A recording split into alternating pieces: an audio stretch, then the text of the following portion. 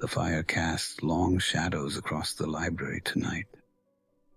Here in my hands I hold a curious volume, a surgeon's atlas from the 19th century.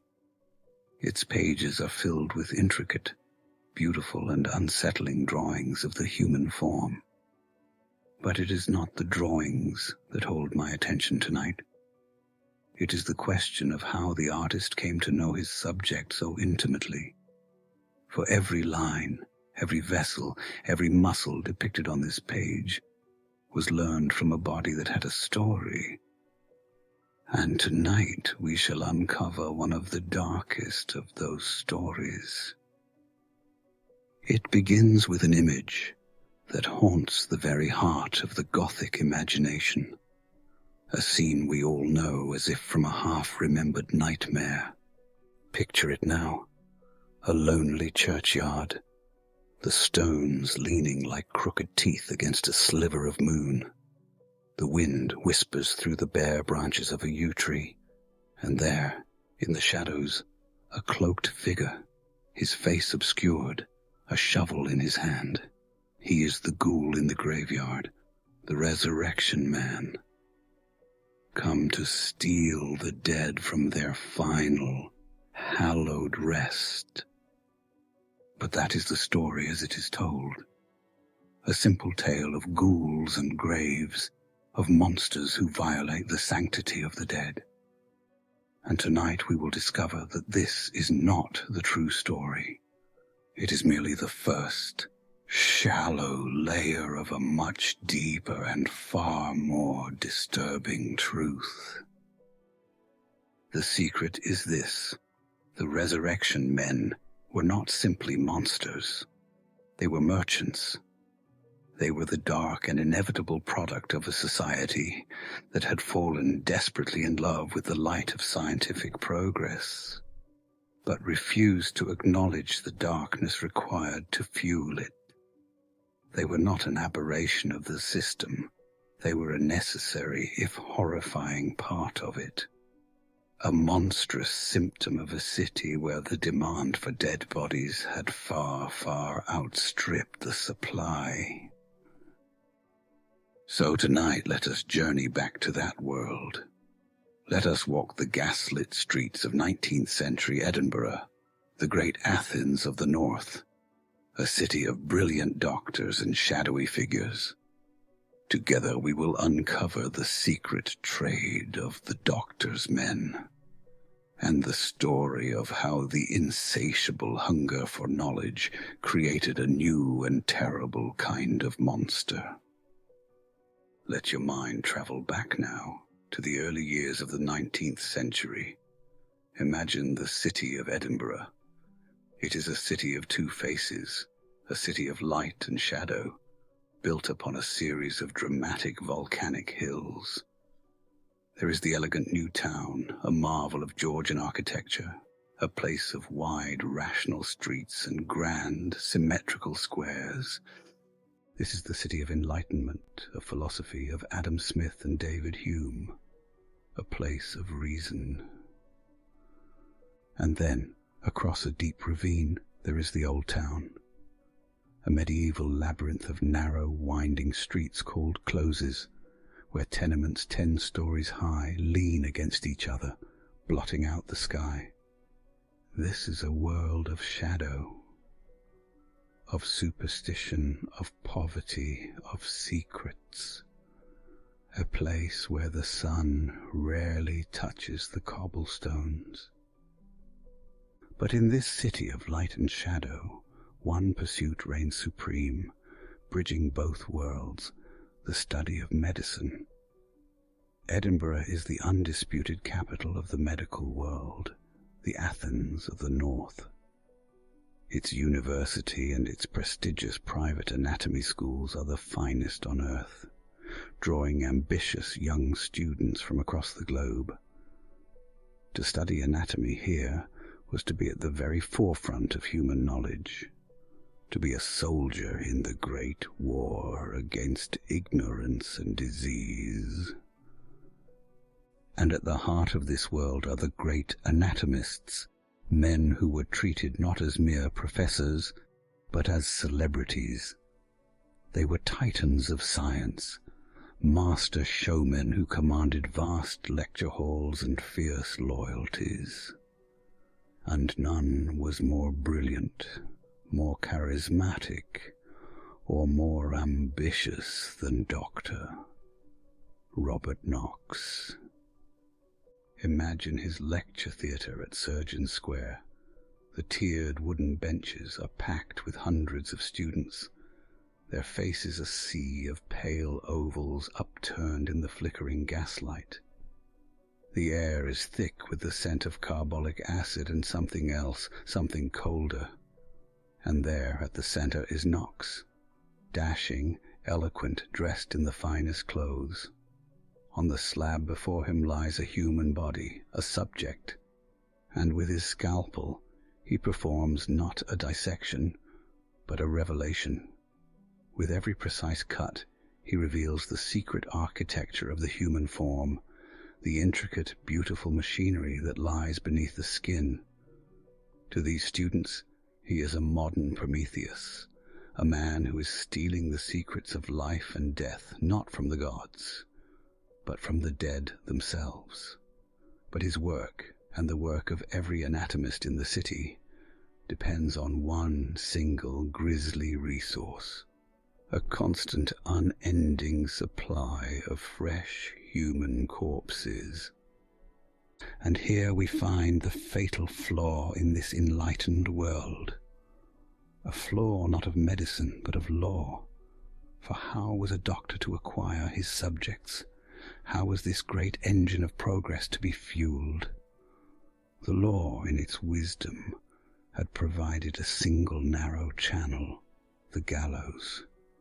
Only the corpses of executed murderers could be legally handed over to the anatomy schools. But this was an age of progress, and progress creates an insatiable hunger. The number of medical students in Edinburgh was exploding, while the number of public executions, thankfully, was dwindling. The demand of science had far outstripped the supply of the law. A crisis was brewing in the quiet rooms of the university, a desperate need that the respectable world could not, or would not, fulfill. And this crisis exposed a strange and terrible vacuum, a peculiar and chilling blind spot in the law's gaze. For the law, in its cold and precise calculus, had determined that a man's coat was his property. His watch was his property. Even the cheap wooden coffin he was buried in was his property. But the man himself, once the breath had left his body, was considered the property of no one. A buried body under the law could not be stolen, because it did not legally belong to anybody. The only crime then was in the theft of the material goods buried with the dead. The shroud, the coffin, the clothes. And so a loophole was opened, a legal grey area that allowed a new and terrible trade to flourish. It was a profound moral failure, a quiet admission from a society that had valued the property of the living far more than the sanctity of the dead. It created a world where the poor, who had so little to call their own in life, could not even be said to own their own bodies in death. And into this moral vacuum, the resurrection men were more than willing to step. Let us go with them now. Let your mind become a silent, unseen witness in a cold Edinburgh churchyard. It is long after midnight. The moon is a sliver of bone behind a veil of cloud. The city is quiet, but it is not a peaceful quiet. It is a watchful quiet. For this is a city at war with itself, a war fought over the bodies of its dead. Imagine the scene. The air is damp and cold, carrying the scent of wet earth and decaying leaves. The sack-em-up boys move through the leaning stones, their movements practiced and silent. They are not ghouls, but grim labourers in a grotesque but profitable trade. They look for the telltale signs of a fresh grave, the newly turned soil, perhaps a few wilting funereal flowers. They use wooden spades, not iron, to muffle the sound of their digging as they break the sacred ground. They do not dig up the entire coffin. That would take too long and make too much noise. They are efficient. They dig a narrow pit only at the head of the grave. Then the grim work begins. The sound of splintering wood, muffled by the earth. A crowbar finds its purchase. The top of the cheap pine coffin is broken open. A rope is lowered into the darkness, placed around the neck or under the arms of the corpse, and then, with a series of grunts and pulls, the body is hauled unceremoniously from the earth. They strip it of its shroud, to leave that would be theft, and place the naked body in a large sack ready for delivery. Imagine the terror that gripped the city. Grief was no longer a private sorrow. It was a state of siege. Families would hold armed vigils over the graves of their newly departed, sitting through the long, cold nights with pistols and clubs. In the corners of cemeteries, tall watchtowers were built, lonely sentinels against the nightly threat. And for those who could afford it, there was the mort safe, a heavy, intricate cage of iron, a final, futile fortress, locked over a fresh grave for the 6 weeks it would take for the body to decompose enough to be of no use to the anatomists. It was cold work, back-breaking work, and dangerous work, a trade that left a man with mud on his boots and a chill in his soul. And it was a trade that some men in the dark heart of the old town were beginning to think was simply too much trouble. This was the world that William Burke and William Hare inhabited. Let us leave the cold, guarded churchyard and travel now to the West Port, a squalid, grimy district of the old town. Imagine a place called Tanner's Close, a narrow, foul-smelling alleyway where the poor are packed into towering, dilapidated tenements. The air is thick with the stench of the tanneries, of cheap gin, and of human desperation. Here, in a cheap lodging house run by Hare and his wife, our story finds its dark heart. Burke and Hare were not at first murderers. They were simply 2 Irish immigrants, navvies who had come to Scotland to work on the Union Canal. They were men at the very bottom of society, living hand to mouth, their lives a daily struggle for survival. They were not ghouls or monsters. They were simply desperate. And then, one night in November of 1827, fate presented them with an opportunity. An old lodger, an army pensioner named Donald, died of natural causes in his bed. He had not been a wealthy man. In fact, he still owed Hare £4 in rent. As the 2 men stood over the body, contemplating their loss, a simple, terrible idea was born. The old man had no money, but his body had a value. Why go to the expense of a pauper's funeral when the anatomists paid so well? Imagine the scene. The hushed conversation in the dim candlelight, the decision made. They wait for the cover of darkness. They pry open the coffin that the parish has provided, remove the old man's body, and fill the coffin with bark from the nearby tanner's yard to give it weight. Then, with the corpse bundled in a sack, they begin their journey through the labyrinthine closes of the old town, to Surgeon's Square, to the private anatomy school of the great Dr. Robert Knox. They did not deal with the great doctor himself, of course. They were met by his assistants, young men of science who were practiced in the art of not asking too many questions. The body was fresh, unusually so.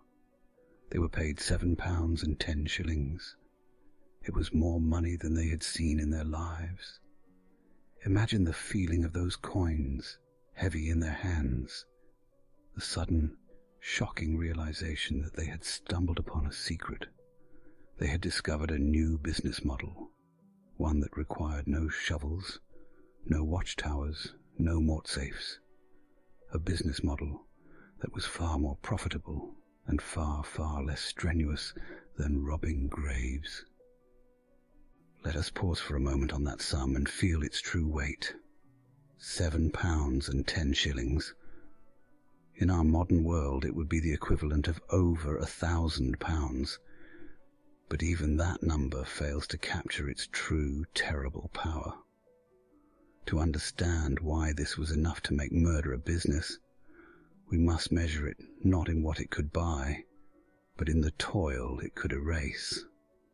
For men like Burke and Hare, who might earn little more than a single shilling for a full day of back-breaking, uncertain labour, this payment was a miracle. It was nearly half a year of their lives, earned in a single dark transaction. It was almost double the crippling rent debt their first victim had left behind. It was the promise of a warm fire, of a full belly, of a future free from the gnawing daily anxiety of hunger and cold.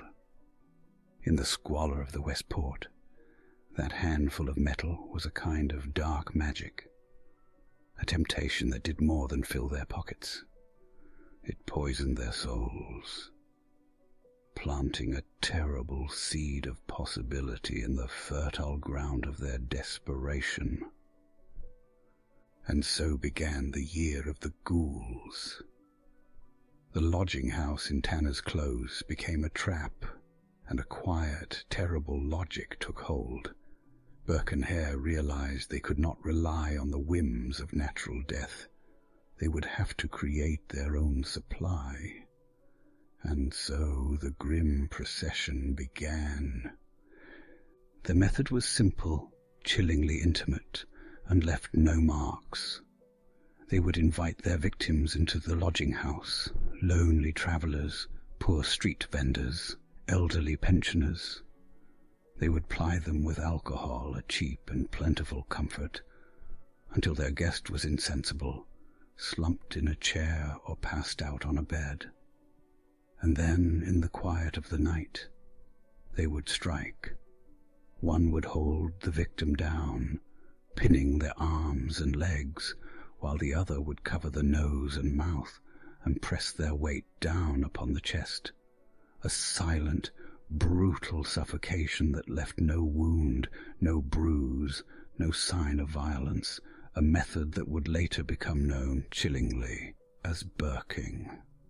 For 10 months they killed. 16 souls in all. They preyed upon the lost and the lonely, the invisible margins of a great city, people whose disappearance would cause no alarm. There was a miller named Joseph, and an old woman, Abigail Simpson, who had come to the lodging house simply to beg for a bit of charity. There was a young woman named Mary Patterson, known on the streets for her beauty. When her body arrived on Dr. Knox's slab, some of his students recognized her.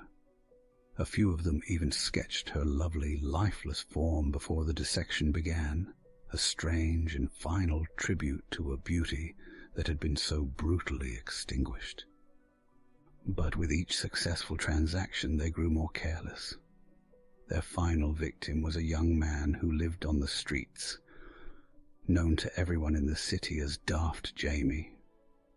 James Wilson was a familiar figure, a gentle, harmless soul with a limp from a deformed foot. He was not a stranger. He was a part of the city's fabric. When his body arrived at Surgeons Square, the recognition was immediate and widespread. A murmur went through the lecture hall. Several students knew him. They knew his face. They knew his limp. And when Dr. Knox began the dissection, he is said to have first removed the boy's head and his deformed foot, a desperate, damning act to obscure the identity of his latest subject. But it was too late. The whispers that began in that lecture theatre could not be contained. They spilled out into the gaslit closes, and soon the whole terrible enterprise would come crashing down. Let us turn our gaze now, away from the squalor of Tanner's Close, and back to the world of gaslight and gentility, to the grand lecture theatre of Dr. Robert Knox. Let us ask the question that haunted Edinburgh then, and haunts us still. Did he know? Did the great anatomist, a man who could map every vessel in the human heart, truly fail to see the signs? Did he never question this steady, miraculous supply of perfectly fresh, unmarked corpses? Bodies that bore no trace of the graveyard's clay, delivered in tea-chests and herring barrels at all hours of the night? Or did he simply choose not to ask? It was a quiet, unspoken arrangement, a matter of don't ask, don't tell. His assistants would handle the grim transactions in a back room, the quiet clink of coin sealing a deal that no one wished to examine too closely. He saw only subjects for his scalpel, not the human beings they had once been. He saw a means to an end, and the end, the advancement of medical science, the education of a new generation of doctors, was in his mind a noble one. This is the true cold heart of the story.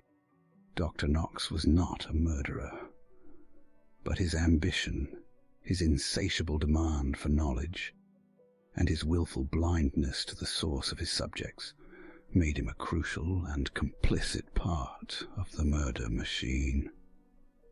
He becomes a symbol of science without ethics, of a progress that has become so obsessed with its noble goals that it is willing to ignore the horror of its methods. When the truth was finally revealed, the fury of the public was not reserved for Burke alone.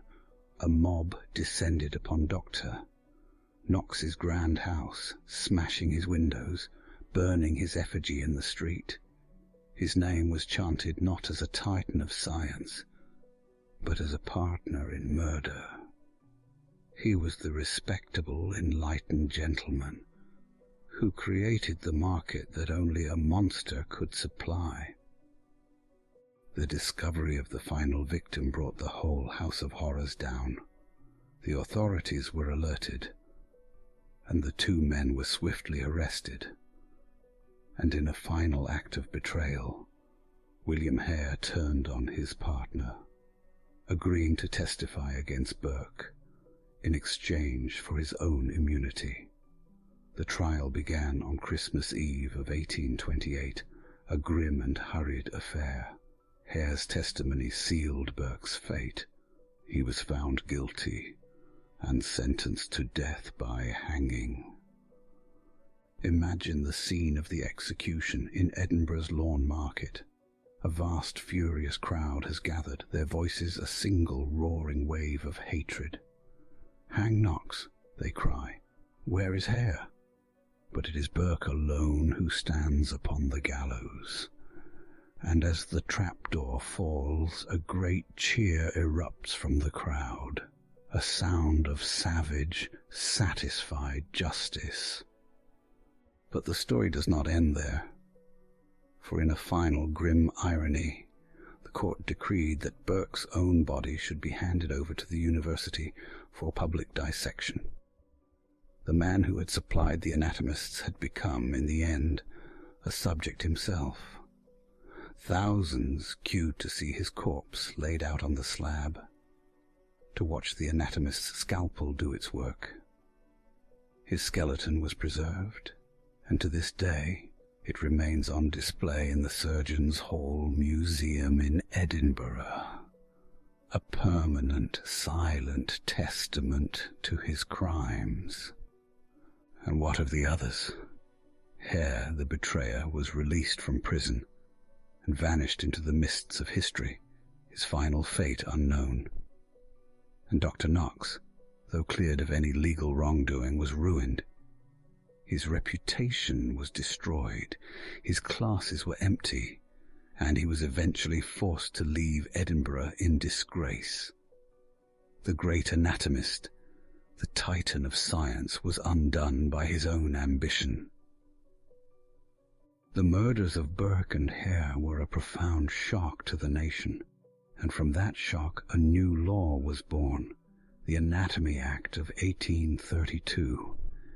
It finally provided a legal and regulated supply of bodies for medical science, from the unclaimed dead of the prisons and workhouses. The grim trade of the doctor's men was at last over. And as you lie here now on the edge of sleep, consider the stories echo in our own lives. For the mind, too, can be like a relentless anatomist. It can take the events of the day and feel the need to dissect them, to lay every worry, every conversation, every regret out on the slab for examination. It is a tiring and often fruitless work. So now it is time to put away the scalpels of the mind. Let the day's secrets and sorrows rest. There is no need to analyze them further tonight. Let them be whole. Let them be quiet. Surrender now to the gentle, unexamined peace of the night. Let the darkness be your sanctuary. Sleep now. Sleep well.